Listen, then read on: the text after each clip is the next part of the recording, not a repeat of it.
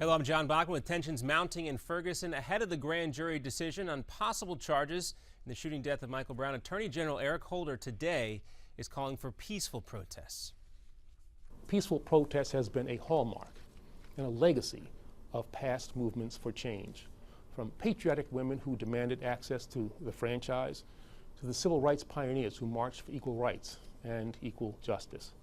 That video released today on the DOJ's webpage. This comes after another night of protests in Ferguson and arrests of at least 2 more demonstrators. The grand jury decision on whether to charge Officer Darren Wilson is expected any day now.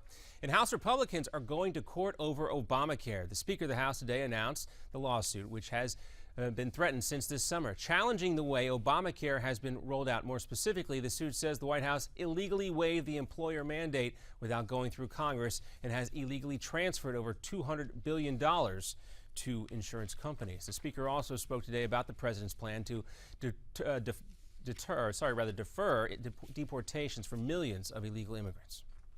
And the action by the president yesterday will only encourage more people to come here illegally and putting their lives at risk.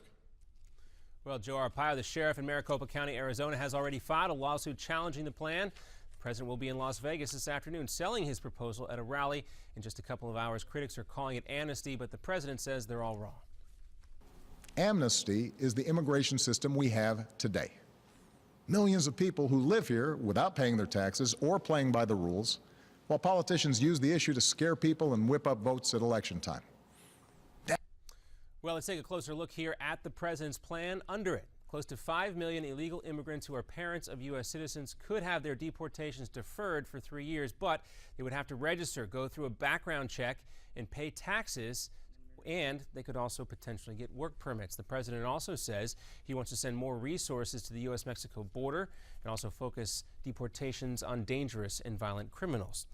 Also today, Florida State has now reopened its main library just 1 day after a gunman opened fire in the lobby, injuring 3 people. Also, law enforcement officials say at least one of those packages sent by the shooter, Myron May, prior to the attack has arrived at its destination. May sent those packages to 8 friends before launching the attack at the school.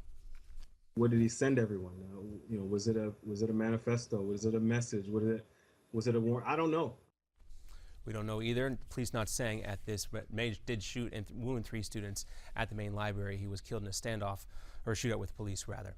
And finally, the snow is stopping around Buffalo, but some places in western New York, they are still struggling. Some roofs are threatening to collapse there. Also, folks are on high alert as rain is moving into the area, and there are concerns about flooding now. Another update for you in 30 minutes.